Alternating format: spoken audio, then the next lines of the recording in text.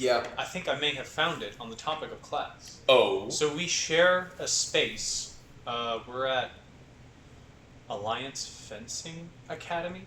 Okay. It's a school that's meant for sport fencing for kids, like grade, I don't know, like 3rd through, I think, a couple years in college. They do some Olympic training and some junior Olympic training there. But we share a space with some HEMA longsword guys. Cool. And the teacher there told me today that they meet on Fridays and Saturdays at that same space. And I'm already making that drive twice a week, and it's not that bad. And the only thing is Friday, 8:30 to 10:30. Saturday, 5 to 7, not so bad. Saturday, 5 to 7, I can do regularly until like performance season picks back up. I can't do either. Yeah, I know. Ah. Dang it. But you can do Rapier. I could go Mondays. Yeah, you could. But here's the thing. And like the dues we have for EI are $85 a month, which is already a steal. Already above like some of these real pricey places around here for just even like just the name, but like hours by week. You know what I mean? Yeah. Like they classify it by like you. Like, not that we meet 3 times a week, that, you train at least 2 or however many hours a week. And I'm like, that's not even something we think about. Yeah. It's how many times can we meet? And it's gotten to the point where I'm training more than I've ever have been before. Because now we're meeting on Saturdays, too, to practice paired forms. We can't physically meet for the paired forms. You can stand across and slowly move through what you would do. Mm-hmm. And essentially, that is kind of a staged combat. Mm-hmm. So I'm already good at kind of pretending and keeping that focus of acting as if that pressure was there. Yeah. So it's really beneficial for me. And also, it's nice to just visit with Sensei, too.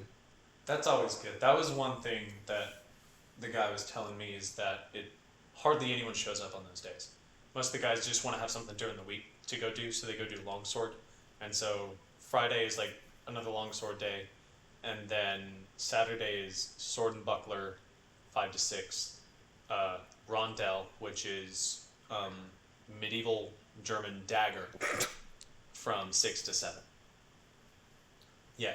So I would be learning arming swords, like a curved blade, like a saber. I would be learning single-hand broadsword. I would be learning just straight sword with a knuckle bow. Who are these guys? They are a company called Sword to Sword.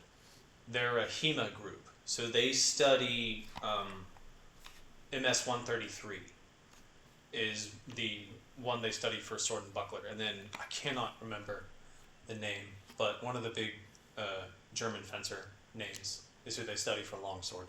Well, I want to look this guys up. Just because you always got to check out and see where your teams are coming from. Yeah. But, I mean, and no disrespect to them. It's just, you got to do your due diligence. Yes, and I understand that. But, like, I have been seeing them, like, the instructor for the longsword class will hold the text in his hands while instructing. Even my instructor doesn't do that. He has shared a PDF of the entire text that we study with all of us. And he's like, hey, here's what we're studying tonight. And so we're expected to go and read before we go into class. So it's fresh in our mind, and then we do it physically. But they will actually, like, here's the text, and here's what it says, here's what the photos are showing, here's how I understand it.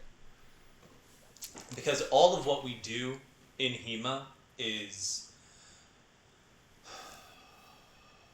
explorative archaeology, is how Dan Granke phrased it to me. It's like you're reading a dead practice, and from interpreting it, you're able to bring it back to life. Mm-hmm. No, I absolutely. What's this pensive look, Troy? No, I absolutely get what you mean. No, I absolutely get what you mean. It's.